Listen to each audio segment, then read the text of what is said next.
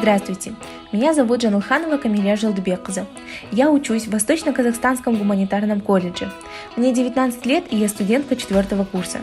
Моя будущая специальность – учитель иностранного языка. Каждый человек должен быть разносторонним и пробовать себя в разных сферах, а учитель тем более. Учитель должен быть и певцом, и актером, и танцором, должен находить подход как ко взрослым, так и к детям. Являясь министром образования своего учебного заведения, я принимаю участие в различных научных и образовательных конференциях, олимпиадах, защищаю проекты на областных и республиканских уровнях. Поддерживаю девиз «Движение – это жизнь».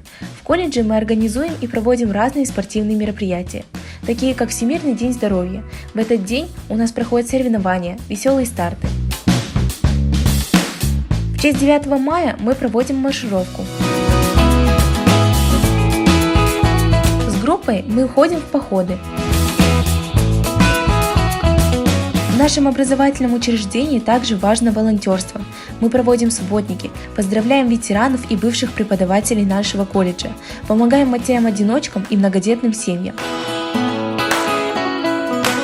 Также мы успеваем духовно развиваться. В свободное от учебы время мы посещаем театры и концерты.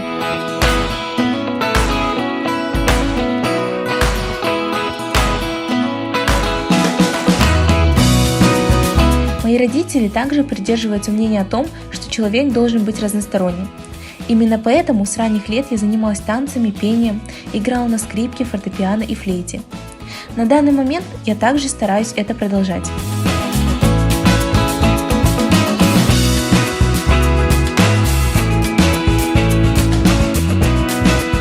Во время обучения у нас бывают различные практики. Одна из них связана с детскими оздоровительными лагерями. А после таких практик мы проводим в колледже показательные конференции. Также я очень люблю отдыхать на природе. Это успокаивает меня, и я набираюсь сил. Благодаря знанию английского языка я могу свободно путешествовать, расширять свой кругозор и общаться с людьми из разных стран.